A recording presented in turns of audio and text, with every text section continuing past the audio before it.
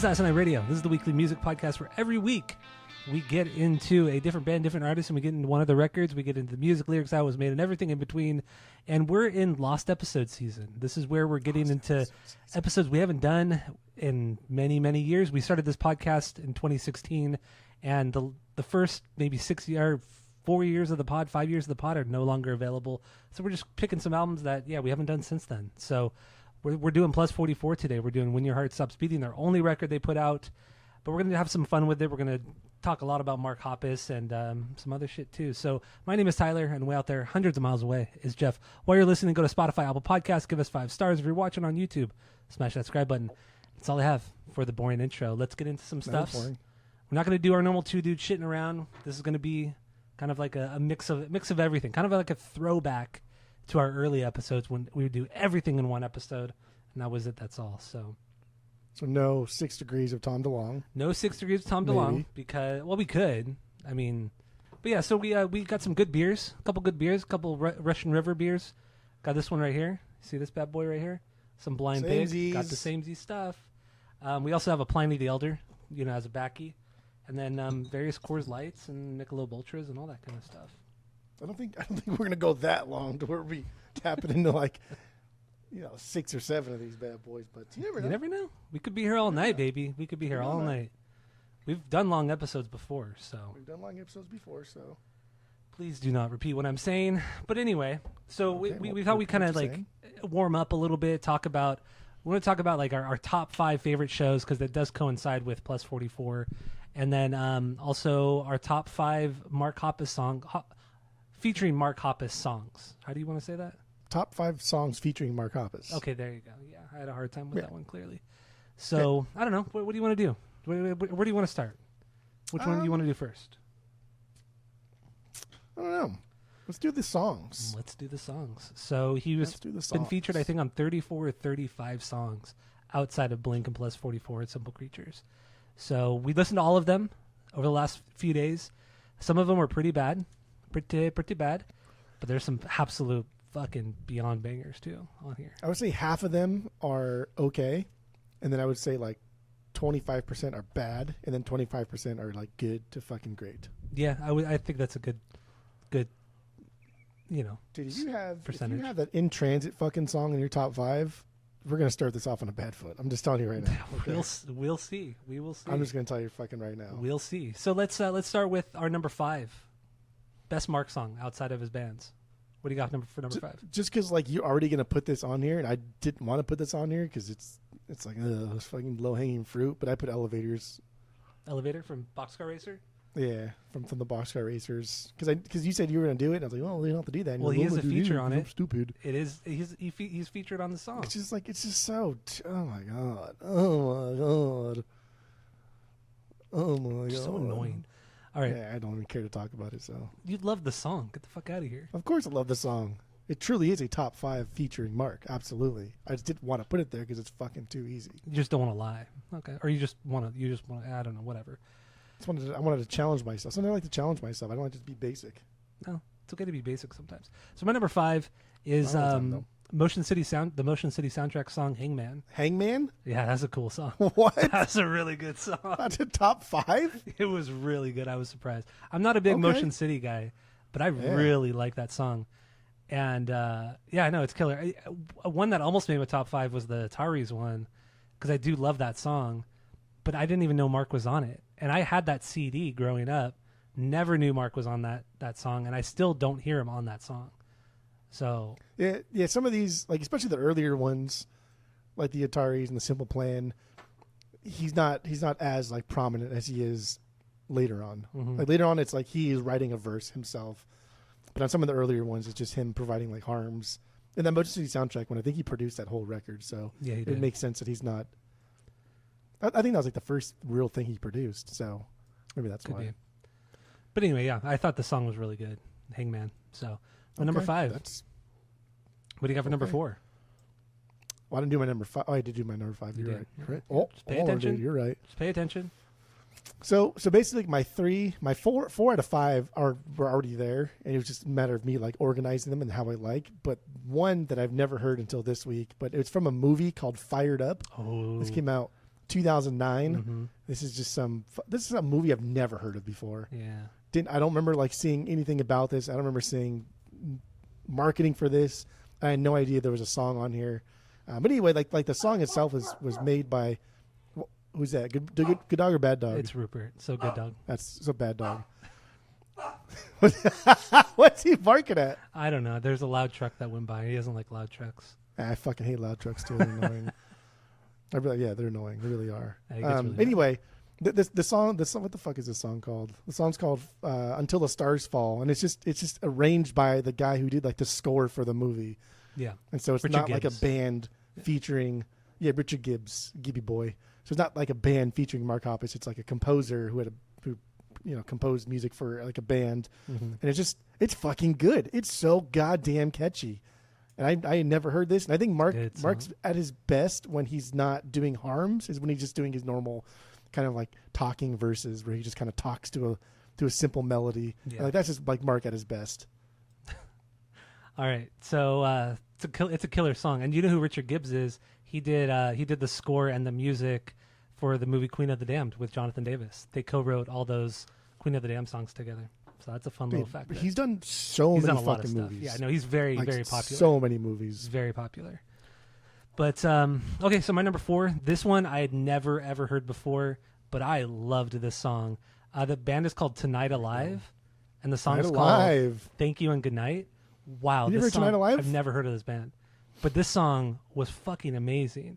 They each have verses, both singers do, and Mark's voice goes really well with her voice because high and the low, Mark and Tom, it's always been great. And goddamn, dude, it's so catchy. I love the song.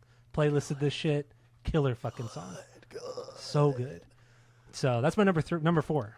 So what do you got for number 3? Number 3, the Owl City song. Oh, I hate that song. Dude, you're crazy. I've never liked the song's called Dementia. Owl City's dumb, and I don't really like anything he does. But like this song is fucking amazing, and it's cool because you get like a really distorted guitar and a synth, kind of like laying down the melody, and then just he sings it the first time, and the second time Mark comes in and sings it, and it like swells into Mark's verse. And it's just, again, Mark just talking like, I'm Mark Hoppus, and I just sing things like this, in his low voice, you know. Yeah. But that's all he fucking does. But that's when I like him the most. But yeah, the Owl City one, I really don't like that dude at all, actually. But that song's a fucking banger, absolute banger. Poor man's Ben Gibbard. That's what he is. That song's been playlisted for decades. I've never liked it. Probably 30 years. Probably I playlisted that song. Never liked it. So. My number 3 is Boxcar Racer's Elevator. I know you. I'm just happy it's not number 1. I'm just happy it's not number 1. It's not number 1. I know you're basic, but you're not that basic. No, it's not number 1. Tonight. Okay. Usually you're that anyway, basic. That's Elevator, good. Boxcar Racer. Go listen to it if you've never heard it. You're crazy if you haven't heard it. So, what do you got for number 2? Number 2. So the original artist is Baba Doobie, and it's the song Coffee. Mm-hmm. And then this other Canadian like hip hopper named Pofu sped up her song. And then kind of like did this cheesy rap on it, but then like Mark comes in and sings like the hook. It's cool. And I love this fucking song. When this dropped like years ago. No, it was like 2 years ago. I love that would still be years. It was not a year ago. It's been at least 3 years. It wasn't that. No, I don't think it was that long. Because you brought it to the pod. I can literally see it on my playlist of my Blink playlist and see when I added it on there. It was at least 2 years ago, maybe 4 years ago. Debatable. I calls them as I sees them. That's all I can do. Debatable.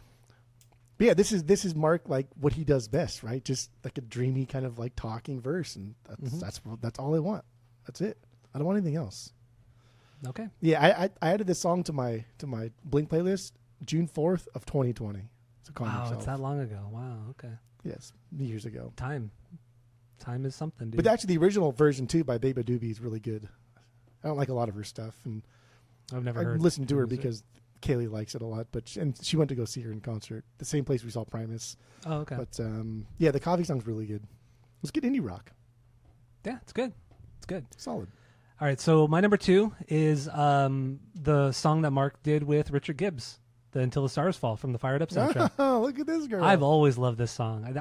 This song came out around the same time as the In Transit song. And I remember I downloaded, I remember I listened to both of those songs a lot back then. This is always on a playlist, like some sort of Blink or Mark related playlist. But yeah, no, I think this is an incredible song. It's so poppy and fun and happy and god damn it, it's cheesy at times. I think it's a killer song though. Until the Stars Fall. Killer song. Yeah, the Tonight Alive song I added in 2019. Oh, okay. I can't believe I've never heard that Tonight Alive song. It's fucking incredible. I told you to listen to my Blink playlist because it's fucking perfect. But your playlist just consists of, let me just copy and paste the entirety of the record.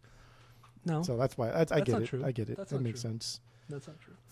Actually, I added the right. I'm looking at my Blink playlist right now too. In Transit is there, and I added that 2016. But I'm going to go ahead and take that off right now. You're the worst. That song sucks. All right. So Sorry, what do you? What's your number one? This is my favorite featuring Mark song. I fucking love this song. I think it's stupid. It's perfect. It's damn near just like Blink, right? It's something that like All Time Low or Neck Deep would have done, but McBusted, the super group from McFly and Busted, they put together each other and became McBusted. Fine. Oh my god, the song you're is fine. Crazy if you think it's fine. Not only like is Mark's verse the same as all the other verses, but they slow it down to let him kind of do his own thing. But then he wrote his own thing, his own verse, and it's like fucking perfect. Like what he wrote there is perfect. It matches the aesthetic of the song. It like makes their verses a little bit better because their verses kind of like childish and cheesy, but his are so fucking childish. Like the whole song's based around like I'm so mad at somebody, and like I wish I didn't love you, but I do love you. And like his verse is like, oh, I hope your battery dies in your phone. Hope you lose the remote, and like everything is so cheesy. But fuck, man, this is it. This is the best of the best. There's nothing better than this. I don't make the rules. I know you don't. This is the best.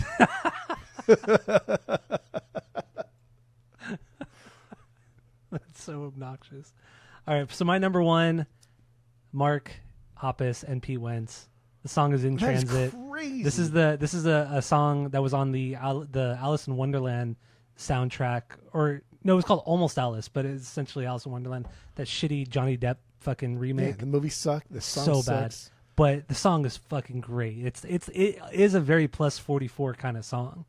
I think it's a killer fucking song. I love it. I think it's catchy as hell. That's wild. Yeah, That's your favorite. I've loved this song from the moment I heard it. I was obsessed with this song. I listened to it so goddamn much when it came out.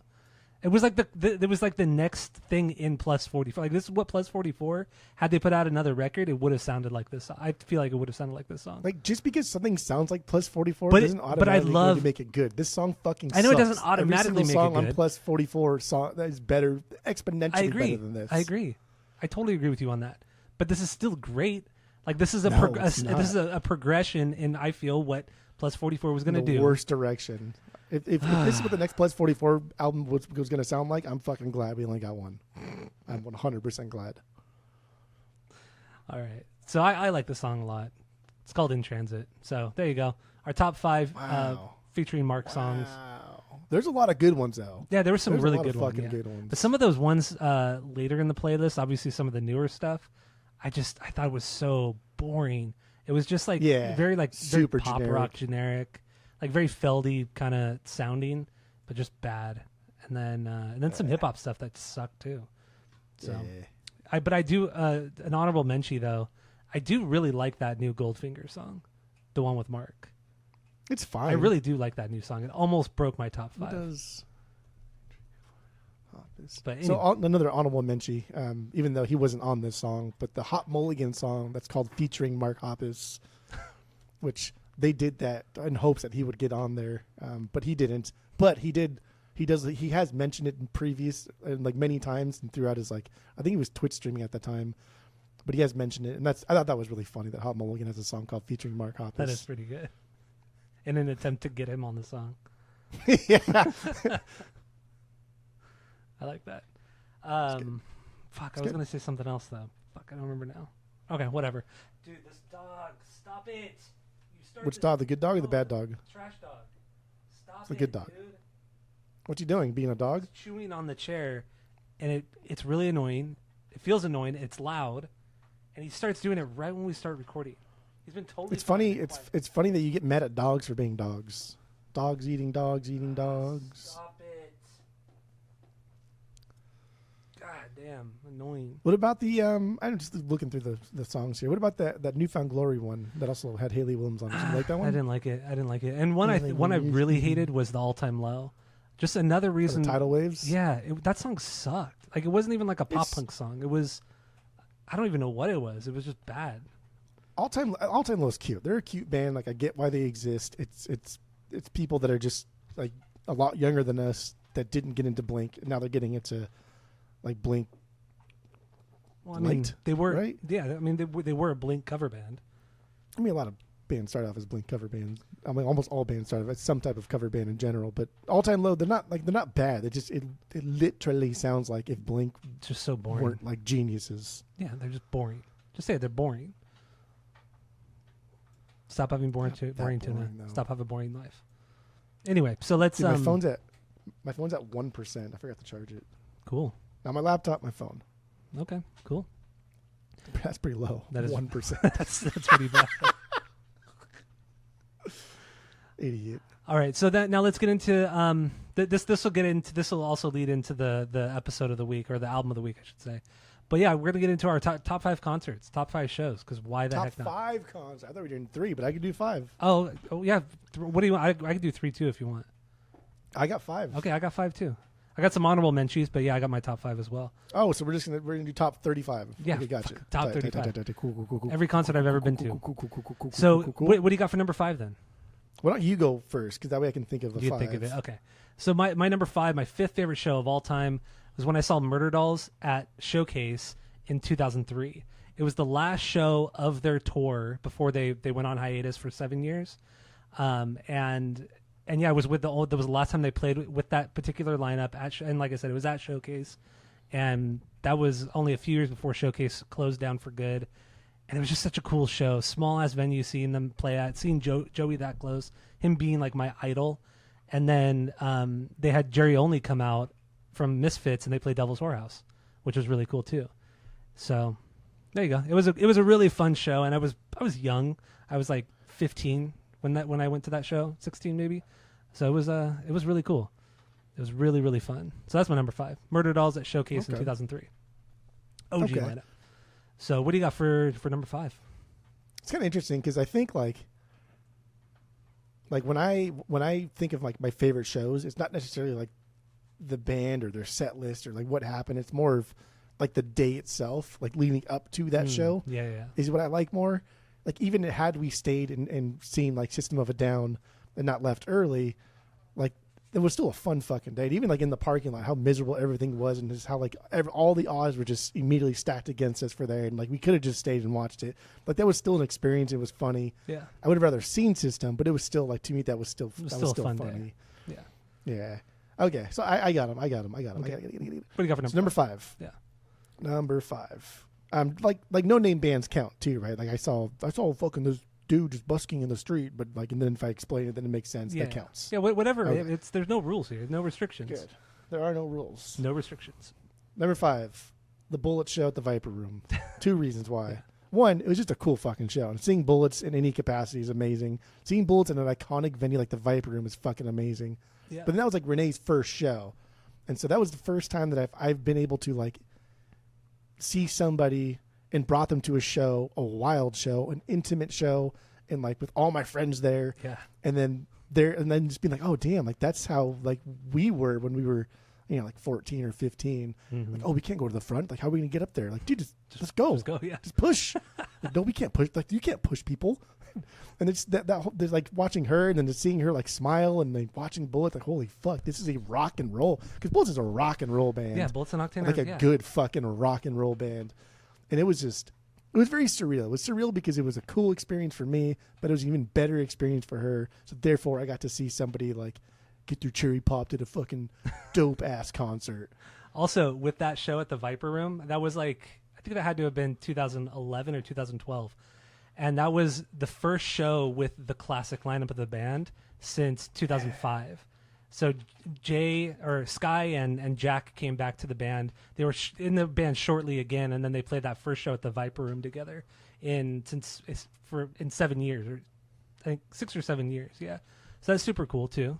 And then after Yeah. the show, I don't know if you guys took off or not, but I know at least Annie We hung and around I, a little bit in the parking lot. Yeah, Annie and I talked when we hung out with Gene and Sky for a little while, and Jack for a little while after the show outside the venue. So that was cool.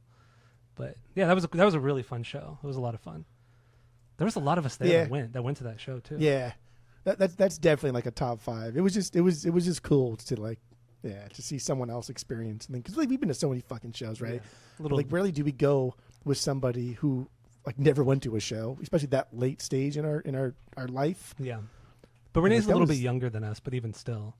2 years younger, right? Oh, so I like, think she was a little bit younger than that. Yeah, 2 years younger. So yeah, younger, but not that young. Yeah. Not that young to where she should have been that fucking sheltered, but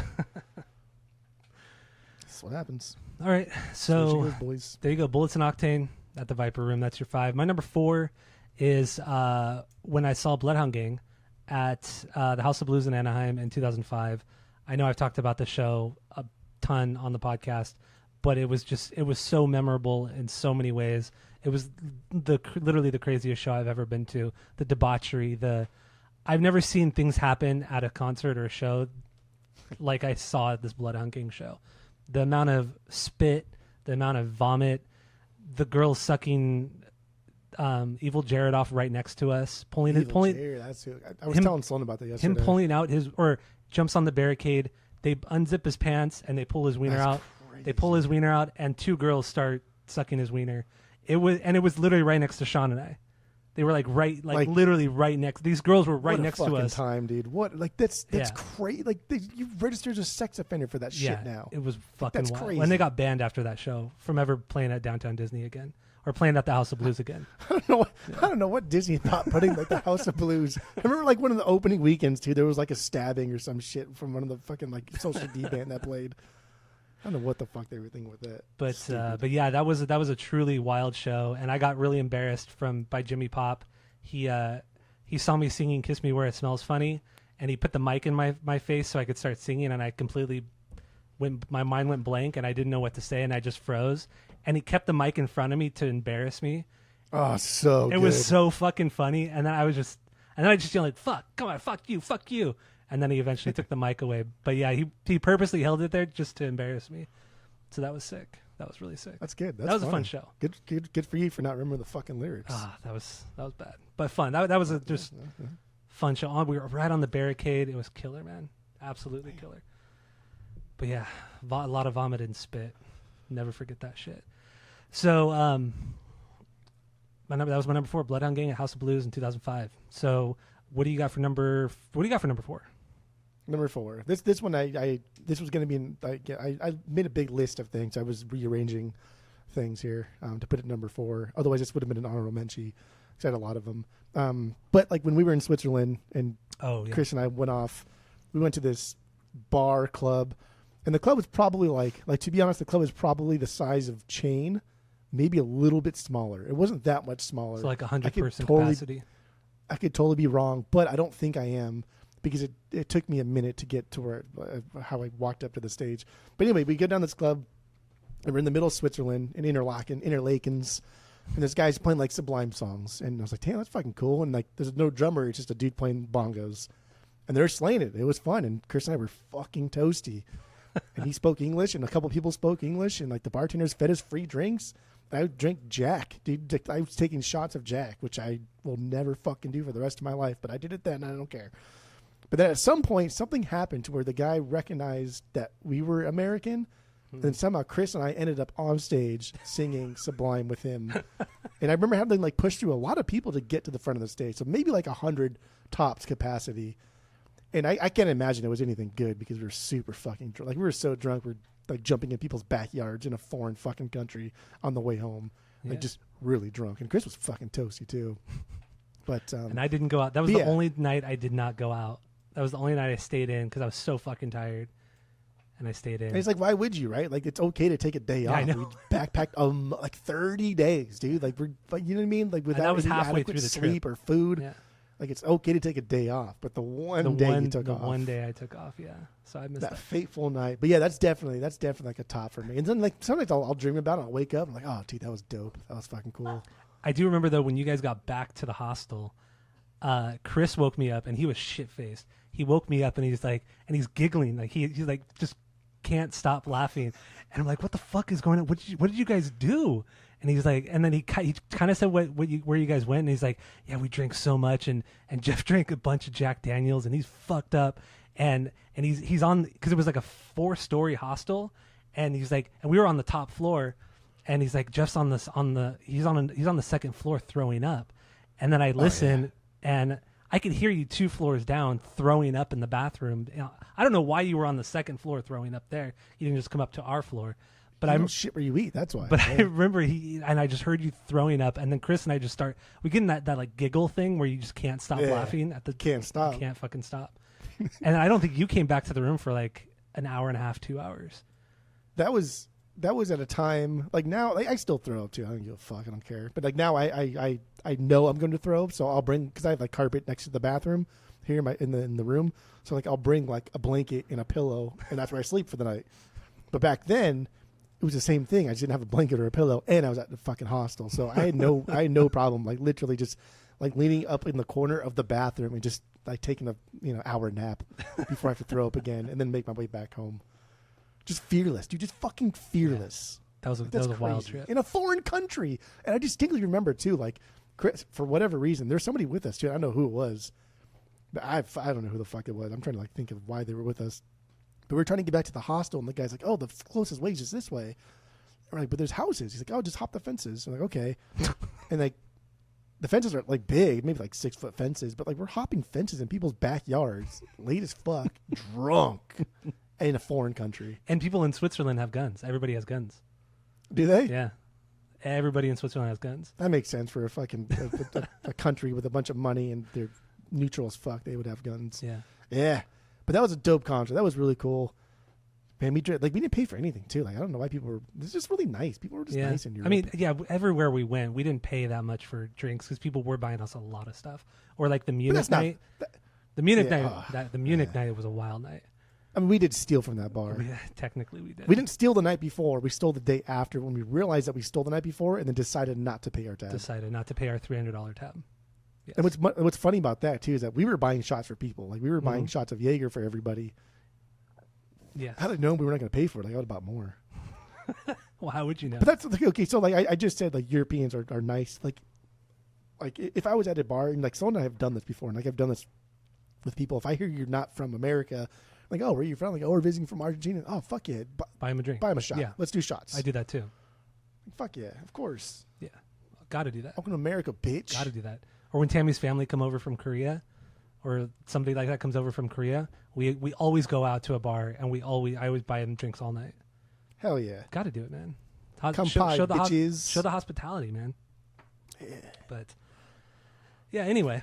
That's my number 4. Number 4. My number 3 is Angels and Airwaves at Chain Reaction in 2006. This is the second show they ever played, and I only put this on here rather than their first show at the Glass House because Chain Reaction is a smaller venue. It's like 150 people, 150 person capacity, no barricade, nothing. And we were like 3 feet away from Tom the whole time. And it was wild. I mean, the album hadn't even dropped yet, but 3 of the songs had leaked, so we knew 3 of the songs.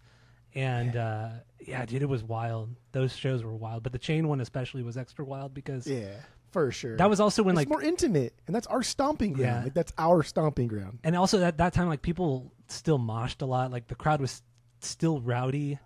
And it was, man, dude, it was crazy. And then after the show, we hung out with Ryan Sin, the bass player. He was also he was really cool. He took a picture with us, and he was super cool.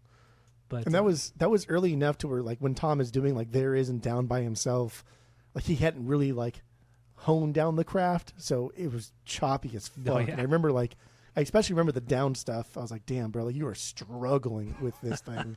That's absolutely struggling. But, like, everybody knew it, and everybody was making fun of him, and I mean, people, we were flipping him off the whole time, and he saw it, and he laughed, and it was giggly. But it's a very intimate spot. That's my number 3 as well.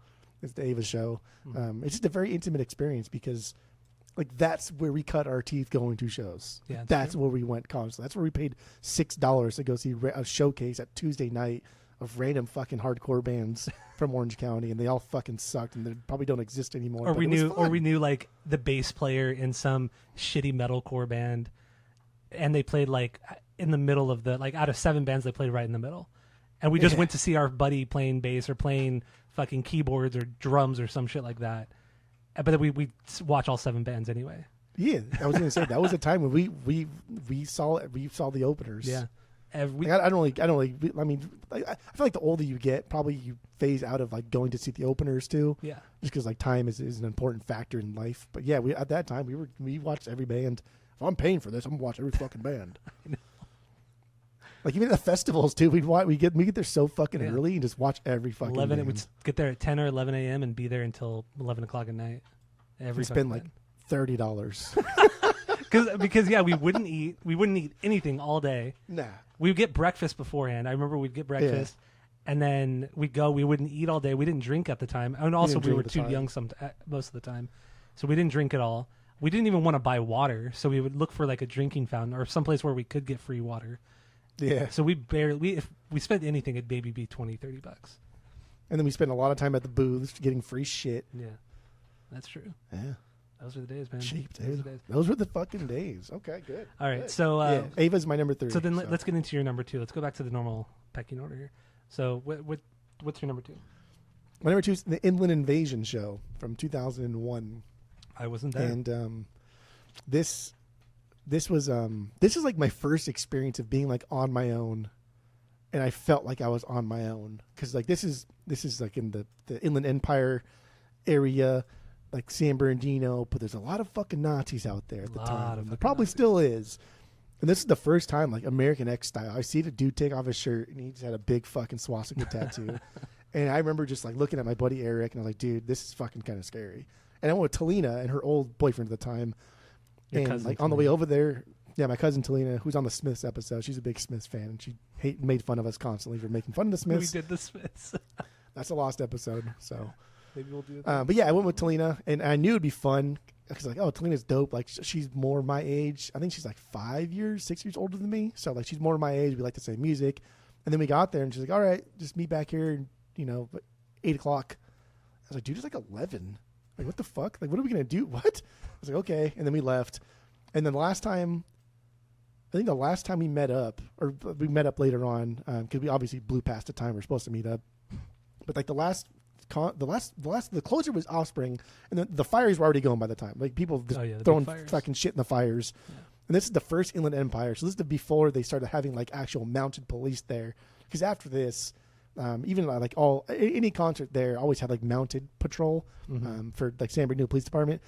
But this was before that, so these fires are massive. And I remember her and her old boyfriend at the time, like seeing one of the fires, and I remember like, she still talks about this dude every time we like chat or meet up or whatever. She's like, yeah, I look over and there's Jeff and Eric jumping over the fires. At like 14 years old, here we are jumping over the fires. I was just like, that is just fucking, dude. I was just on my own. No fucking, I had no like Apple Watch. I had no cell phone. I had absolutely no money. I had nothing. That's how it was. I survived all that time. Yeah. That's how it fucking was. And like obviously the concert was cool and all, but like when I said earlier, when I prefaced it by saying it's not so much about like who I saw or the music, it's more about like the day and the atmosphere for me. Yeah. Like that's where like the real like core memories tap into place. And Inland Invasion was just like, that was fucking crazy. And at the time, like I was really into Weezer, and Weezer played the show there, and that was essentially like peak era Weezer because they played all the bangers from Green, Blue, Pinkerton, B-side stuff. And then I saw the Offspring there, so that was cool. It was a good show. Yeah, I never went to the Inland Invasion, but I did all the other festivals that K-Rock put on and all, and Ozfest and all that shit at the fucking venue out in San Bernardino and Devore. But yeah, that place is, dude. That if you were up on the lawn, because we were cheap, so we never bought seats. Yeah. Oh, so we were always on the lawn. But yeah, once the moment it got dark, the fire started across the whole lawn. There'd be like 5 fires.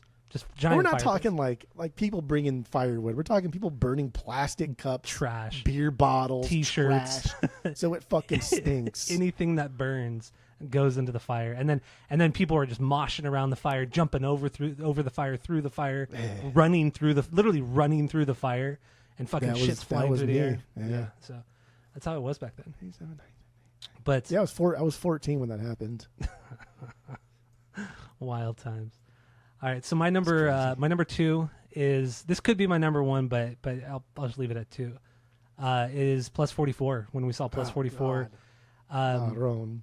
At the Roxy in 2006, their first show ever. It's kind of a secret show. I won't go into it too much because I know it's going to be your number 1, and we might as well just do that, and then that leads into the album of the week. So yeah, Smorts. My number 2, Plus 44, at the Roxy, first show ever, even though they were scheduled to play before that, but this is technically their first show ever, 06. So then my number 1 is Mars Volta at the Bren Center in Irvine, 2008, January 30th, 2008, my 21st birthday. And this was just a really cool day. I turned 21. I could drink legally. My parents took me. My parents didn't get along at all at the time, but because of my 21st birthday, they're like, we're going to take you and Tammy and Brooke, and we're going to go to a restaurant you like. And we went to fucking Lucille's. I like Lucille's. I don't care. But you're a bougie bitch. That's I don't why. care. But it was fucking delicious, and I had.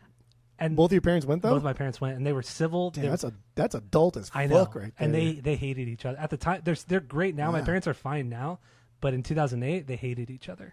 That's adult. But dude. they were totally fine, and it was fucking rad. And Tammy was there, and the first drink I ever had was a Jack Daniels or Jack and Coke, on my 21st birthday, and then Tammy had gotten me concert tickets to go see the Mars Volta that night. So after dinner, her and I drove to Irvine.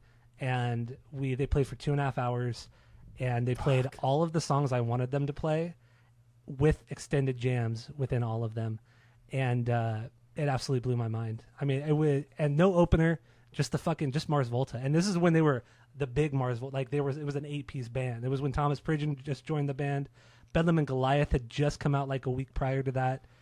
And it was an absolutely insane show. And that's my number 1 because I've never seen a better concert or better show than that Mars Volta show. They absolutely killed it. So that's wild. Number 1. Dude, 2.5 hours. 2.5 hours, yeah. That's so fucking long. I know. and it's not just like, there's like lulls and all that, because we all know how bombastic the Mars Volta were at the time. So it's just like nonstop craziness and loudness and fucking insanity. So it was cool, man. It was great. So that was the best show I've ever been to, Mars Volta. Okay, but it could also be Plus 44. It could be Plus 44 too. But so it is Plus 44. No. Okay. Well, let's get into that. So let's do honorable mentions first, and then Plus 44, and then the album of the week. So honorable mentions for me. Do you just want me to run? I have 3. I just wanted to talk about. Okay, I have 3 too. So first one, when I saw Korn for the very first time at Universal Amphitheater, which is no longer there anymore. Great venue. Was a great venue. That was in 2003. It was the original lineup of the band, the best lineup of the band. It was right before Head had left the band, like 7 or 8 months before he left the band. So it was really cool seeing the OG band together. The only time I had ever seen the OG band. So that one's really special. When I saw the original Black Sabbath lineup in 2005 at Ozfest, super fucking rad.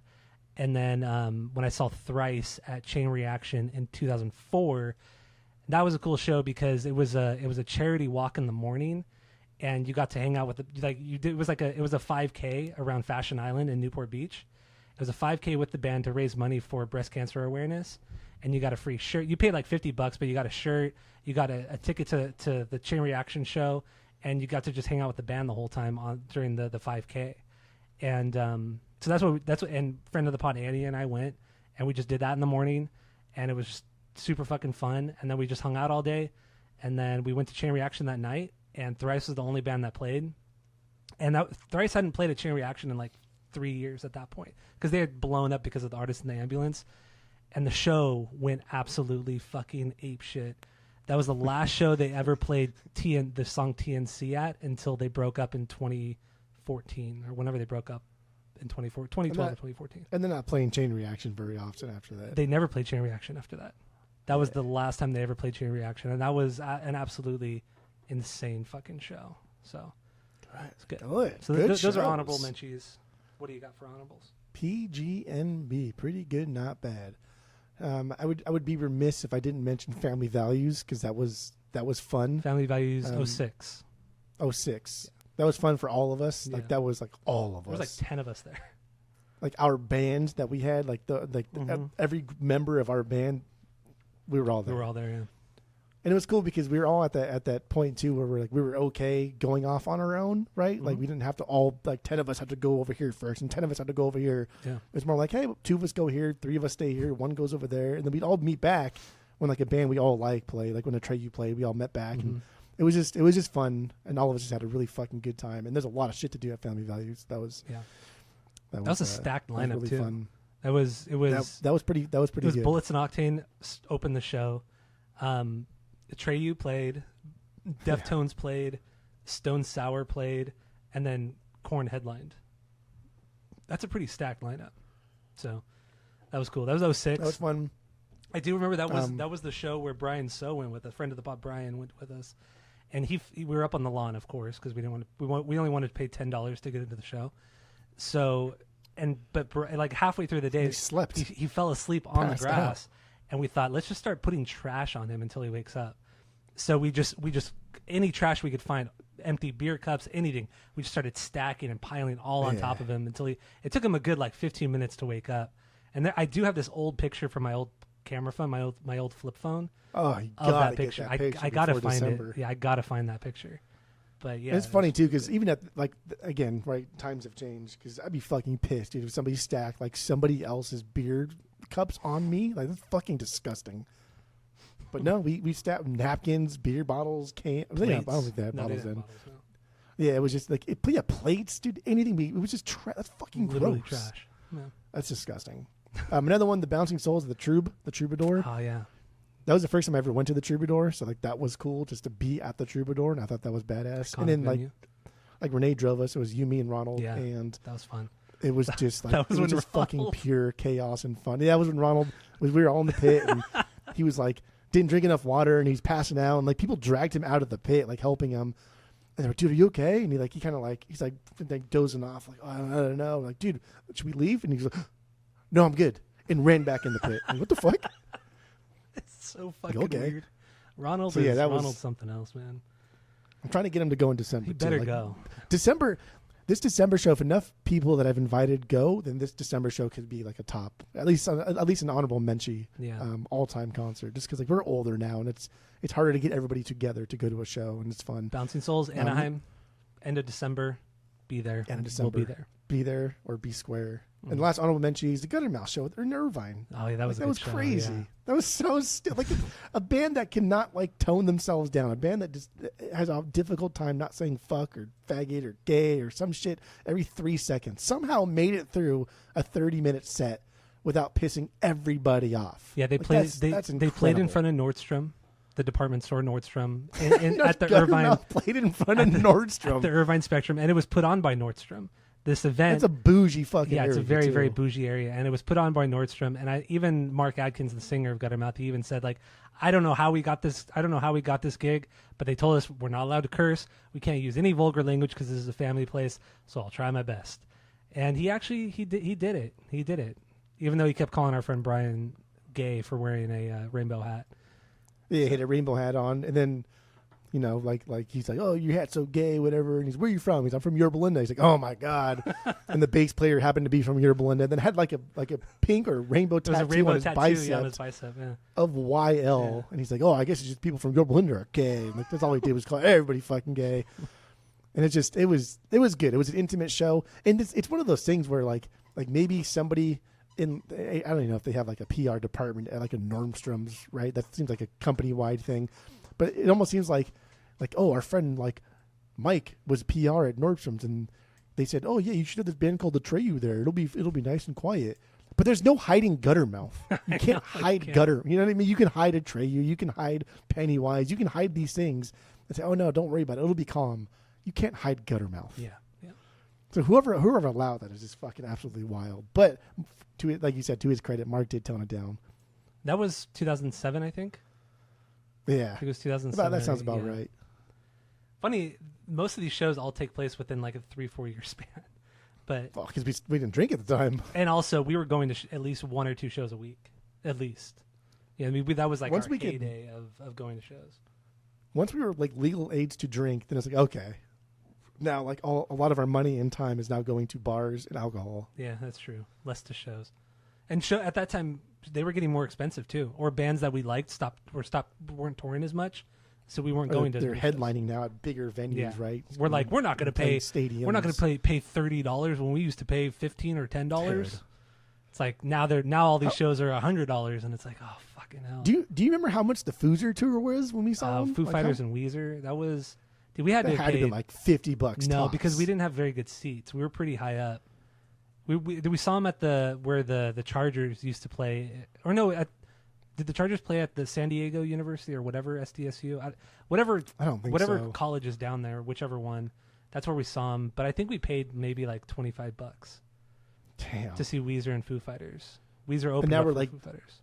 And now we're talking about nosebleeds to the Blink tour at a stadium. Like the cheapest ones are like $150. Yeah, $150. Yeah. We paid $25. That's crazy. Yeah, I know it wasn't a lot, but we didn't have the best seats. But it was still a cool show, a really cool show. But anyway, let's get into we Plus go on for 44. days about fucking honorable mentions. Yeah, the Plus 44 show. That was my favorite show of all time. Like not even fucking close. Everything leading up to it is just like me at work. I think it was a Wednesday too. Like it was the middle of the fight, like right in the middle of the week. And like it was like you had seen it and like, oh shit, they're actually playing a fucking show, and like obviously it's gonna be sold out, whatever. And then me begging my boss to let me go early, and she's like, just go. Like she was dope as fuck, and we all treat her like shit, which is super fucked up. I should find her and apologize.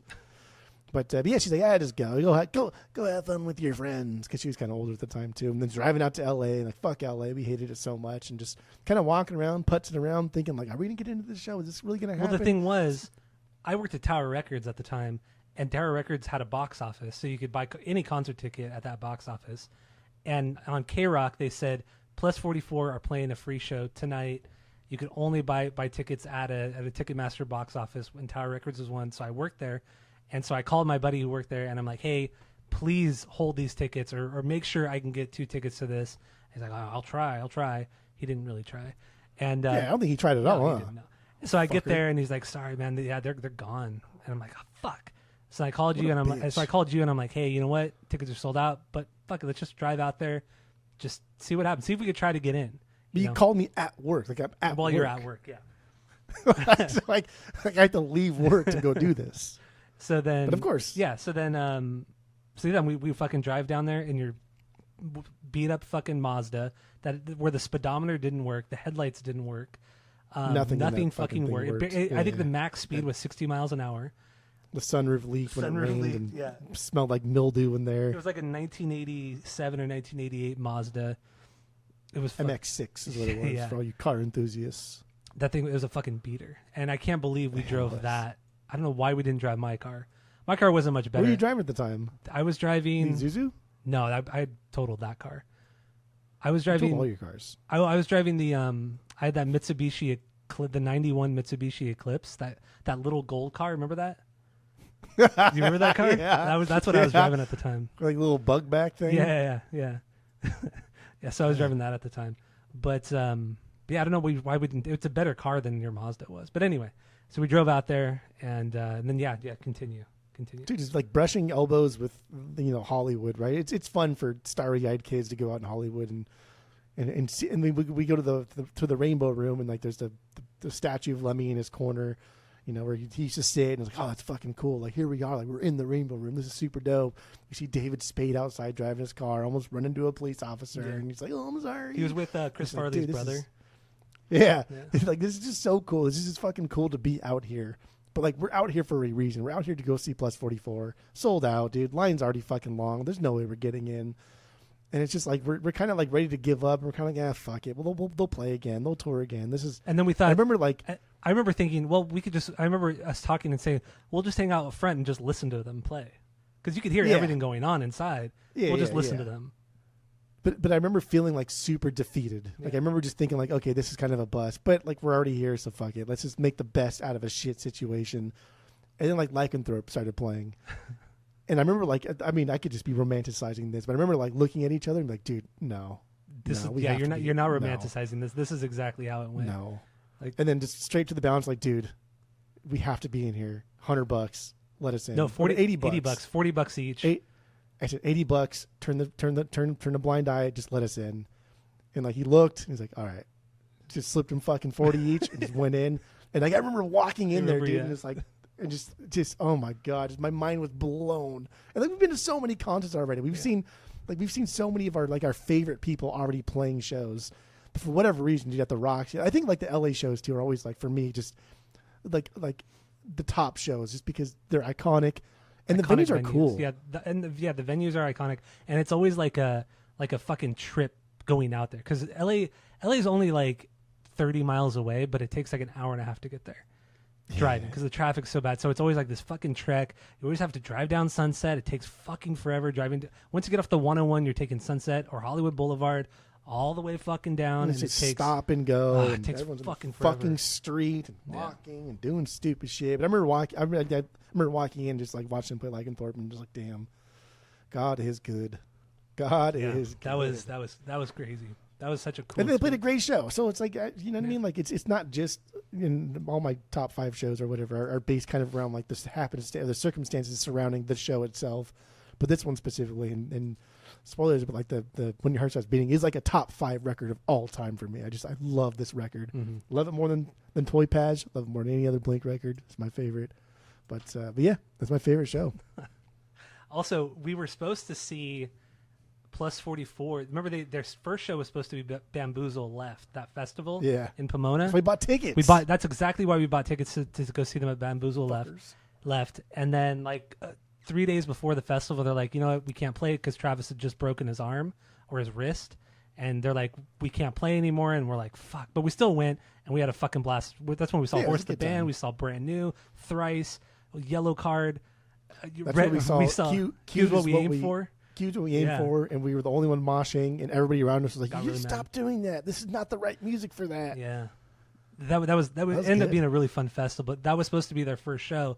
But yeah, then Travis broke his wrist or arm, and then like a month later, he learned how to play all of his parts with one hand. So they did. That's why then they did the Roxy show, and he played that whole show with one hand, and that was cool. So there you go. That's the story there. That's my favorite show. Favorite show. I might separate this into 2 episodes because we're already almost an hour into this.